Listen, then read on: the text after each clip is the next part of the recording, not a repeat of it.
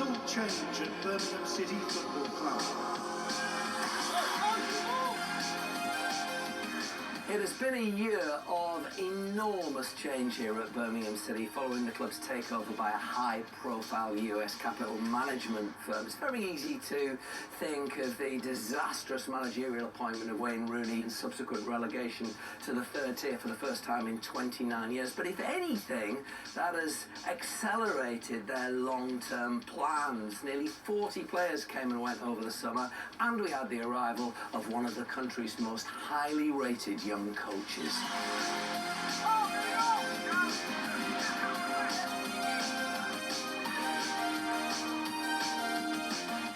Baptism of fire?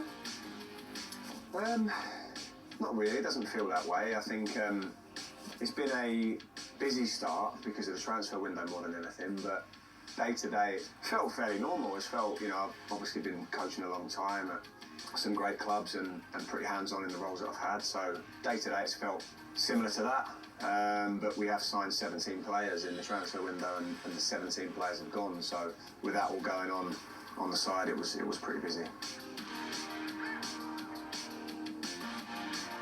I think I was well supported by the club in terms of how the process we were going through, identifying the right players, and if anything I'd see it more as an opportunity to change the players, get the type of characters I want. So I was kind of excited by it to go, right, okay, let's restart, which is something that was going to happen anyway, but when clubs like Birmingham or the size of Birmingham drop down to League One, that normally happens. Birmingham City have been relegated to the third tier of English football for the first time in 30 years. Has relegation in any way affected the longer-term plan? Well, it's interesting because, on the last day, I was devastated, of course, Blues fan, so devastated. We then set about rebuilding. If you think about what we've done in a year, we rebuilt the board, obviously with Knighthead and Tom Wagner as our chairman, whose ambition and passion is infectious. Then you bring in a new coach, new culture, new attitude, and with that then you set a new level of ambition. The expectation is that from most people connected with the club that you will be promoted this season. You can live with that. There's always expectations, there's always pressure, whatever club you're at. I'm excited about the challenge that we've got here and what we can do, but League One is full of really honest players, good coaches, they make it difficult for you. It's also full of players that think they're maybe better than the level and they suffer a little bit. So what's important for us is to strike this balance between sort of being humble enough to accept we're here and we're in League One and we have to prove it and earn it, but feeling and thinking that there's more for us in the future.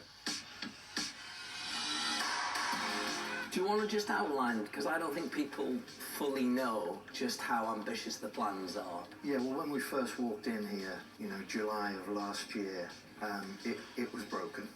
We rebuilt the stadium, we've increased the fan experience. So we took on 47 projects here. Probably too many, if I'm to be honest. We all know what the ambition is. You've got to get to the highest level as quickly as you possibly can, because Tom Wagner's ambition is never short of reminding us what the expectation might be. Are you surprised at just how much interest there is from the US in EFL football clubs? No, not really. It's a relatively inexpensive entry point, but it has such a different emotional connection. On Monday, the world will watch Birmingham City versus Wrexham in League One. On one side of the director's box will be Tom Brady, and on the other side will be Ryan Reynolds and Rob McElhenney. And that's what's lovely about the game. It's in 1992, all the media rights changed, and now the world watches football. And fortunately for us, it watches English football.